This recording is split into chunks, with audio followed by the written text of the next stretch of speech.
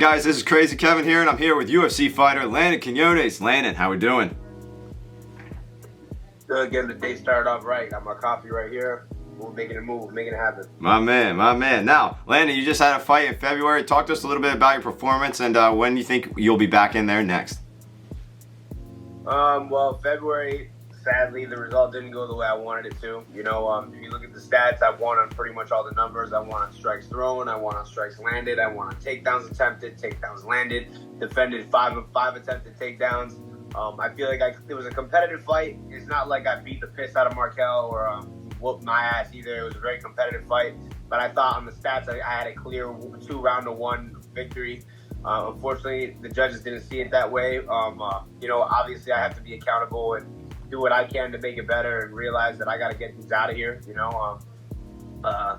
But I was pretty happy with my performance, but I did learn a lot. You know, I mean, the chaos, there was a lot of moments where I could have capitalized and done a little bit more. I felt like I landed the more damaging shots. I feel like I won on damage. I feel like I landed the harder shots. And I felt like I tried to bring the fight to him. So, you know, a lot of the media outlets had me winning from MMA Junkie, Sherdog. A lot of people had me up on the cards in that fight. So it's an unfortunate way to go. And, you know, I never really pictured myself being 0-2 in the UFC, you know. But, you know, I got strong faith. You know, it's a test of faith for me. And, you know, next one's the best one. Hopefully right now I just had my foot cleared. I had an X-ray on my foot to get cleared because after every fight, my feet are swollen. So I was limping around after the fight. But that's every fight. But the commission wanted me to get an X-ray just to make sure I was fine. I did my little trip to Thailand. As soon as I got back, I got my X-ray, so my suspension should be lifted. So I'm looking to get in there as soon as possible. I think July or August is a more realistic timeline. I'm just waiting for my manager. I'm probably going to have a talk with him today, and we're going to talk and see what the next move is. Awesome. Now, that definitely sounds good. Now, you did mention a little bit about you being in Thailand. Was Thailand a little bit of a vacation, or were you going there to get a little bit of extra training? A little bit of both. Originally, I really went there to be a coach because we had Team USA fighting in the ISK tournament over there. So the first week I was out there coaching a few of our fighters from our gym. We had like 3 kids. We had an 18-year-old, a 14-year-old, a 16-year-old, and then also one of my close friends, Johnny Severini, was fighting as well. And for the World Championships, it's an amateur tournament, but I was there for that. And then me and my boy decided to stay out there an extra 2 weeks. And there I was training at Tiger Muay Thai, training at Bang Tao MMA with the Hickman brothers and whatnot. So I was able to get some good work in there too. So I definitely learned a lot. I feel like that's probably the place I'm going to do half of my training camp for the next fight, you know. So it was a blessing to be able to go out there and learn from the Thais and get a different feel for the culture and just be a part of that, you know. Yeah, no, 100%. Now, with you going to Thailand, and you mentioned the culture, what are some things that you saw in Thailand that are pretty cool if, you know, someone that's never been there before? Man, everything, man. Like, it was so affordable. Everything was so great. The massagers were top-tier quality. There's fights every day. The weather's beautiful. The beach is right next to the gym, you know what I mean? Like, there's so much to do. There's such a great community, you know what I mean? The culture is just fight culture. So for a fighter, it's paradise, you know? The training is so readily available all day. Like, there's classes all day long, you know what I mean? So for example, like if I was in a training camp and I was too beat up from a day before and I wanted to take the morning off, I could easily make up that session in the afternoon with just as good partners and just as good coaching, you know what I mean? So it's a great place to have a training camp and tailor what works for you specifically, you know? The Thais are great. The culture was great. Being able to train Muay Thai in Thailand, do the real thing was amazing. I feel like within just 2 or 3 weeks, I feel like I improved leaps and bounds compared to what I was, you know what I mean? Like, I have great coaching back home and a great system I got behind me, but man, to go out there and get a different feel, I feel like it was a great way to level up, and I'm just happy I was able to do it. Yeah, man. Yeah, absolutely. No. Another thing too was in another interview you mentioned your first wrestling class was with Brad One Punch Pickett. Talk to us a little bit about your experience with meeting him and training with him for your first time. Well, I was like a long time ago. I think I was like 20 years old when I did that. You know, I was an amateur, a young kid, and, you know, I'm going into ATT for the first time. Originally, I didn't go there for sparring. I was just an amateur, so my coach was one of the head striking coaches there. Roger Crawl used to be a man at Nunez coach and coach a lot of the pros over there every morning. So he was able to get me in there for the wrestling practices to start. And my first day, I got to train with Brad Pickett, big time vet, has a win over Demetrius Johnson in the WEC.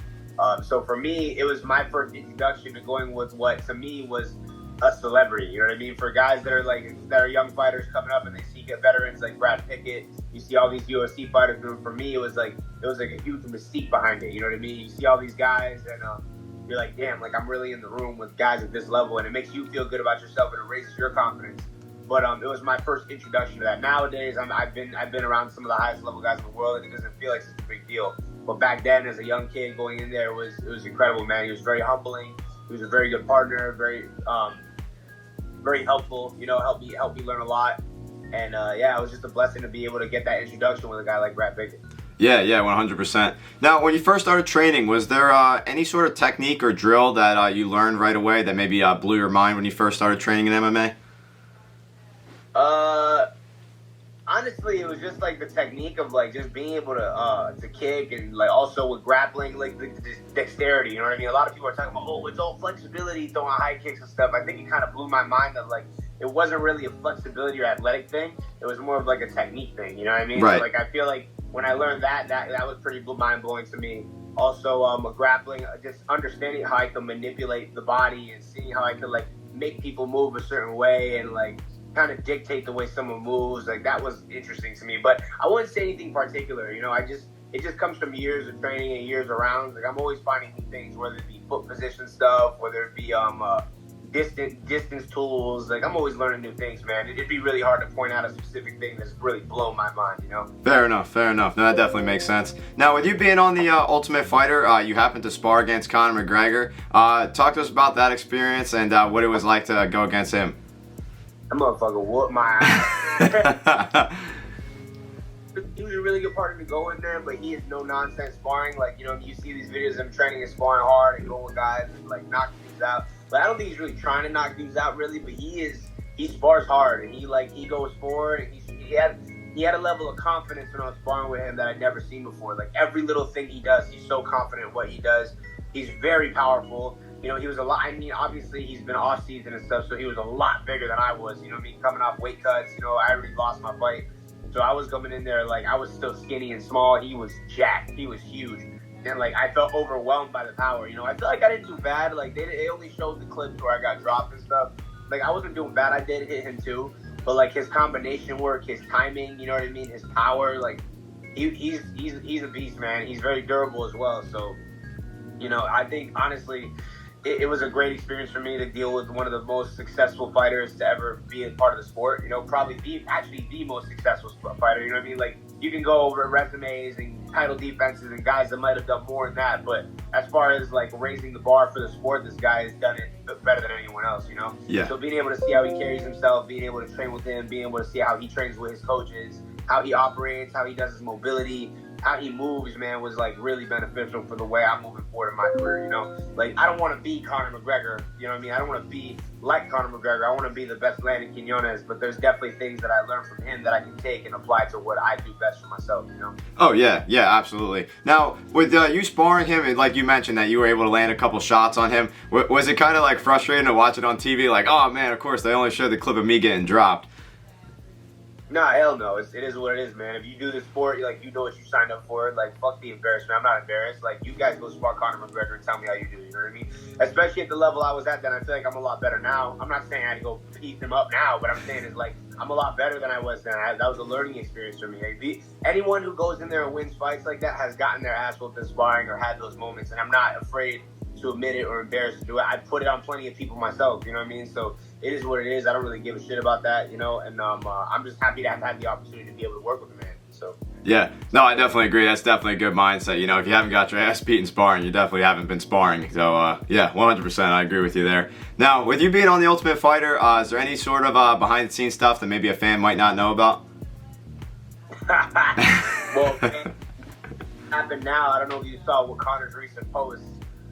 He posted the Ultimate Fighter when Rico knocked out Hunter Azure. How he, so we didn't know we knew this happened, but it never got leaked or posted, right? Because we're like, oh, that video doesn't exist. You know, they didn't get it on video. There was no way they didn't get it on video because there was cameras everywhere around us, 24/7 around the Apex. It was crazy.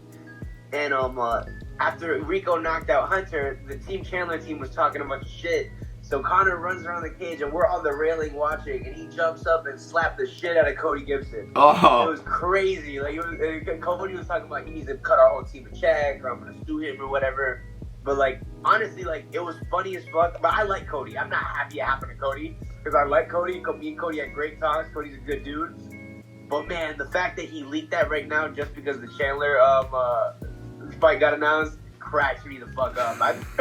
We were all in the comments. If you go look at the comments, that we're all just like, oh my god, we couldn't believe it. Like it was so funny, man. But like, there wasn't a lot of drama on our season, to be real. We had some, like, there was moments where Aaron McKenzie got into it with Timur Aliev standing up for Mondo. Like, there was a couple little things that happened, but like, it was nothing big enough to where like I could tell you like anything crazy happened. It's just regular tensions. You know what I mean? You're in a house of 15 other dudes that you got to fight.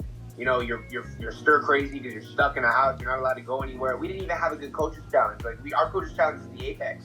Like we didn't get to go anywhere. Like we went to dinner maybe one time, but like we really like were in the house and at the gym the whole time for 6 weeks, and that shit is super frustrating. At least for the guy with a personality like me. I'm not like a super docile person, so to be like stuck like that, like really like wear it on me. It was tough, you know what I mean? Oh yeah, no, I don't blame you, and especially being in there with a bunch of guys you're getting ready to fight and compete against. I definitely don't blame you for being in whatever you got to be in. So next thing I want to kind of ask you about would just be about one of your fights was against 21,000, or you had 21,000 fans in the arena. Talk to us about like the pressure going into that fight. Man, with Nasra, that was a tough ass fight. You know, I feel like I was in a mentality like I had already like gone through that embarrassment on the Ultimate Fighter. You know, I feel like on the Ultimate Fighter that was more of a mental lapse rather than a skill lapse. I think if I fight Jason Knight 9 times out of 10, I knock him out. I feel like if I show up half of what I showed up against Nasra, I knock him out. But the embarrassment and going through that moment of like kind of like not getting going and that moment of like feeling like stuck and freezing up like that was necessary for me to be able to fight in front of those fans, you know, because you're in a very eerie environment, the quiet apex, no walkout music, Conor's right there, Dana's right there. Like I was like, it's not even that I was nervous, it's like I was so nervous that like, because as a fighter when you compete, like something that we do is we try to calm ourselves down, right? We try to keep ourselves at like a zen level, so when we go out, like we're not like overzealous and crazy and make mistakes, right? But I feel like I tried to make myself so calm because the moment was so big. It's like I made myself too calm. Like, I don't know if that makes sense to like a regular fan listening. I'm sure a fighter that's watching this interview will understand what I'm saying. And when I went out there, Jason Knight had all this experience and he came and started out quick on me. And I feel like when he started quick on me, I felt like I couldn't keep up. Like, it wasn't even like he was doing anything crazy. I just felt like I just couldn't get going and I didn't like match the pace, you know? I didn't match his energy. And like, I feel like he got steps ahead of me and he was able to lock up that quick-ass submission. So in that time off during the NDA, while we couldn't fight, while the show was airing, I was doing grappling competitions. I was drilling more. I made changes to my training, my team. I did a lot of strength and conditioning. I was training consistently. I wasn't training like I had a fight. So when I got called up, I was ready to go. And I felt like this was my moment to shine, man. And honestly, like, it was also like, you got nothing to lose. Like, you're on a 4-fight deal. You just got a 4-fight deal. You're fighting a guy who's fought top 15 competition. You know, like this guy, you're being fed to the wolves right now. In my opinion, that's how it felt. You know, and that's realistically what it was. I was a 4-1 underdog against this guy. So I felt like I knew the skill level I was at. The guys I trained with know the skill level I was at because I've trained at some of the biggest gyms in the world. Like I've trained with guys at American Top Team. I trained with guys at Kill Cliff FC, guys that are in the top 10, top 15, plenty of times. You know, they know what I'm capable of. They knew that was a banger fight the second it was signed because if I show up what I can show up, they know what's up. And the matchmakers knew what they were doing signing me because just because I had one flawed performance on Tough does not mess with the body of work that I've done. You know what I mean? Being a regional champion and having a high finish rate, you know what I mean? Knocking dudes out, standing on the feet and banging. So I knew it was a good matchup, but I felt like I had nothing to lose. So I went out there and I just let that shit fly, man. I felt like my coach told me walking out to that fight, he said something that really, like, sometimes your coach says something to you before you walk out that just really sticks to you. And one thing he told me is the moment is not bigger than you. You know what I mean? He told me in my ear before walking out, he's like, this moment is not bigger than you. And, you know, I went out there, I let that shit fly. Unfortunately, at this level, you gotta be training for these guys. You gotta have full training camps. You know, you're talking about Nasra, who had a 13-week training camp. I trained for 2 weeks for this fight. You know what I mean? Like, I was in good shape, but I wasn't in fight shape. So I gave him too many free shots. I gave him too many opportunities. I feel like if I was in better shape, I'd finish him, you know? But unfortunately, that's not the way it went. Kudos to him. He had a great performance. We had a tough-ass fight. We had a war. We got robbed of the 50K for sure. But everything's just lessons, man. And then obviously the next fight, I had a little bit of nerves. because it's like, oh, this is like my real debut, you know. And I feel like I did enough to win, and they didn't give it to me. So now I'm just kind of waiting for the next move on this one, you know. Yeah, no, definitely. Now, you mentioned earlier that you're looking to try to get on a card in maybe July or August. Is there any opponents you had in mind as well too? Man, there's a few, man.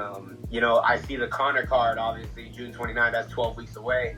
That sounds doable, but realistically, I don't know how it's going to work. Maybe Roosevelt. If I were going to fight on that card, I'd fight Roosevelt, you know, because I think me and Roosevelt have had a little run-ins. But there's no problem with Roosevelt. Me and Roosevelt don't got no beef like that. Our personalities kind of clash, but, like, I'm not really trying to call him out per se. I just think it'd make for a good story and make a lot of sense. Also, for July or August, I would like to fight this guy's like Natan Levy is available, I feel. He just came off a loss to one of my friends, Mike Davis. You know, he also took my Contender Series spot in 2020 when I got COVID. He's the one who stepped up on short notice to take my slot because I got sick. Then you also got Trevor Peek, who just took an L to Trey Ogden. Or no, it wasn't Trey Ogden. Trevor Peek lost to Charlie Campbell. Mm-hmm. He lost Charlie Campbell, who's managed by my manager as well. So I feel like if he's available July or August, that'd be a banger fight. He's kind of like a little bit more powerful Jason Knight. So I'd like to get a feel for that look one more time. Even though it's not Jason Knight, it'd be like a little redemption for me. I want to get that look and show that I can beat that wild, crazy guy, you know. But yeah, aside from that, I really don't got anybody on my mind. I'm just ready for the next move, and I need to get busy right now, man. The longer I wait, the itchier I get, you know. So. Yeah, man. Yeah, and we're definitely looking forward to seeing you in the cage. And Roosevelt Roberts would definitely be a fun one. I would definitely want to see that one. So one question I always like to ask every fighter I bring on is I'm a Taekwondo instructor. I've been teaching for about 6 years now, and I've been training for about 20 years, and I have about 150 guys at my gym. My question to you is, what recommendation would you give to these guys to keep on coming into the gym every single day to keep on getting better and better? What recommendation would I give to them? Like, so what, to get better? Yeah. How would you make them, or what advice would you give them to keep improving? Exactly what you said. Just be consistent. You know what I mean? Like, if you train really hard every day, that's important. That's good. But like, in our reality, even the days you're beat up, like, and when you can't train hard, just show up. Just be in there every single day. Do something. If you have a little injury, train around it. If you feel like you're a little sick, just get a little sweat. Go do something. Stretch. Like, make sure consistency is everything. You're in there every day. You're doing something. You're not taking days off. Even when you're not going hard, you're still doing something. You know what I mean? Those little sessions will add up to the days that you could have been off. You'll get like 20 sessions in on those days you've been off. You know what I mean? And sometimes the days that you feel your worst are your best days. So make sure you're in there no matter what. You know. But also don't overdo it. Keep your body fresh. Keep your body healthy, and make sure you're able to do the work that you need to do all the time. So, absolutely. Consistent champions. Yes, consistency is definitely key, and I definitely appreciate that. That's definitely a good message. And speaking of messages, Landon, final messages for the fans out there that are going to be watching this video. Don't worry, man. You know, I know we're on a little bit of a slump. You know, we're on a little bit of a low time, man, but God is good every day.